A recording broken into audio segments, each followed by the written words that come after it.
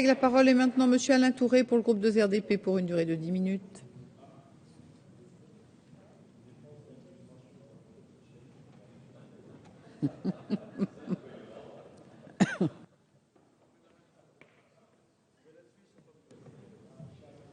Ça va? Merci Madame la Présidente. Madame la Ministre, Monsieur le Président, Monsieur le rapporteur, mes chers collègues, faut-il vivre pour la politique ou vivre de la politique? La question est ancienne, même si l'alternative peut être attribuée à Max Weber il y a une centaine d'années. Car il est bien vrai que depuis toujours s'opposent deux concepts. Soit le mandat public, le mandat politique est un magistère, pour ne pas dire une magistrature, qui s'exerce librement, sans d'autre rémunération que l'indemnisation pour les frais exposés par l'élu. C'est en quelque sorte l'esprit qui a prévalu lors de la rédaction du texte instituant l'IRFM, qui n'est pas imposable et qui n'est pas soumis aux charges sociales. Soit, en revanche, le mandat politique est une fonction qui prend beaucoup de temps, pour ne pas dire un plein temps. C'est pourquoi nos élus ont des fiches de paye et payent cette fois-ci cotisations sociales, impôts sur les revenus.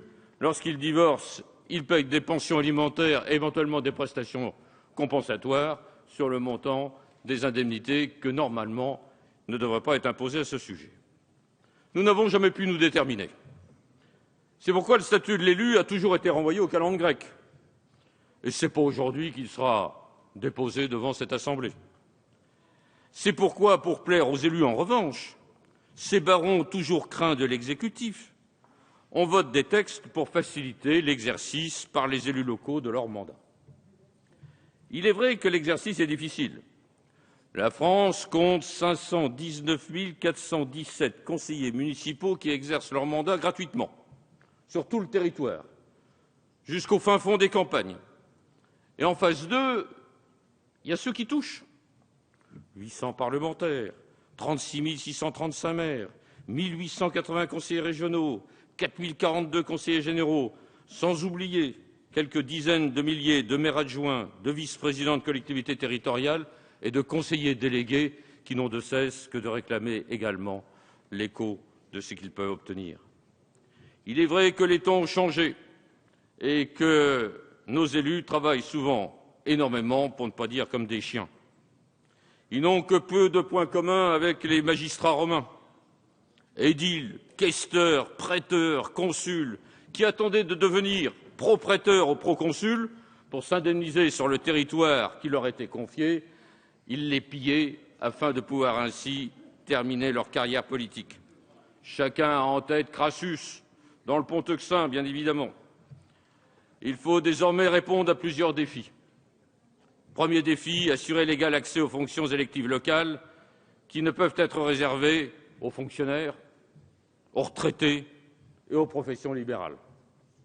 Il faut assurer la parité et il faut permettre de s'investir librement dans l'exercice des mandats locaux.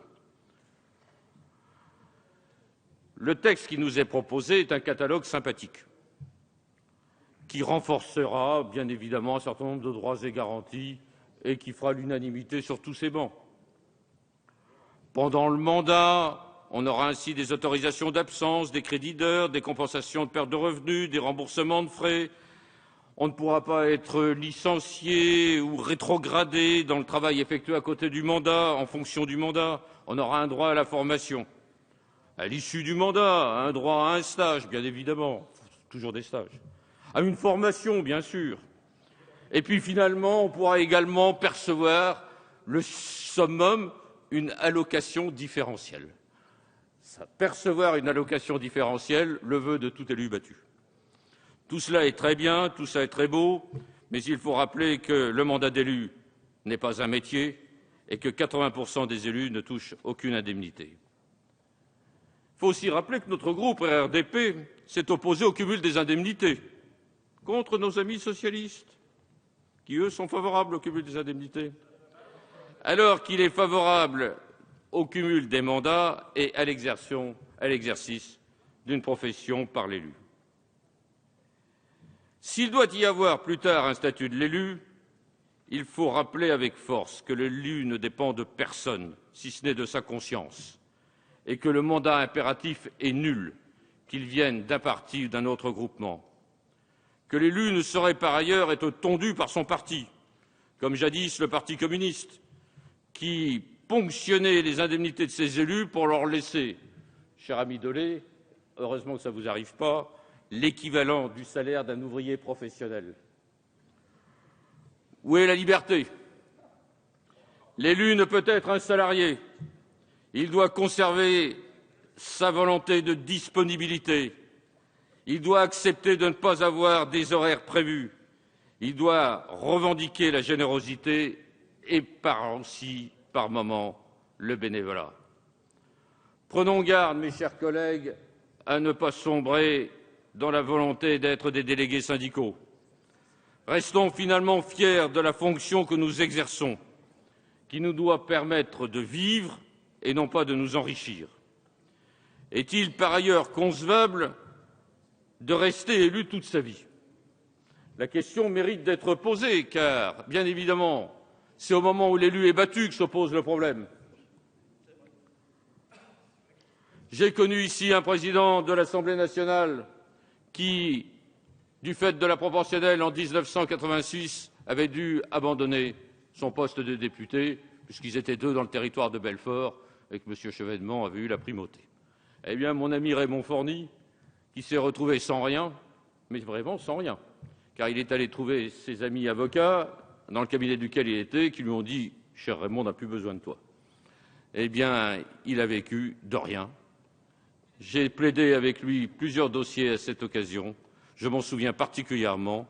Et voilà l'exemple même d'un homme qui faisait,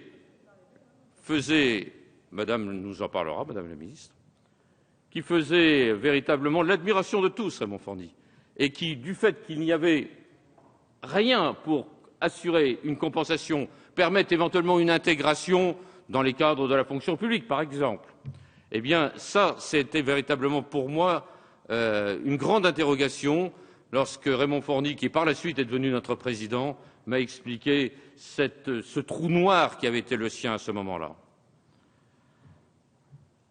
Alors oui à un statut de l'élu, à condition qu'il préserve notre indépendance, à condition qu'il fasse en sorte que nous ne dépendions de personne. Nous sommes des êtres libres, nous sommes farouchement attachés à la liberté, les radicaux sont farouchement attachés à cette liberté qu'ils revendiquent contre tous les pouvoirs, ainsi que le rappelle toujours Alain. Madame la Ministre, nous voterons ce texte, il est utile, mais rappelons-nous avec force ce devoir de liberté. Merci, chers collègues.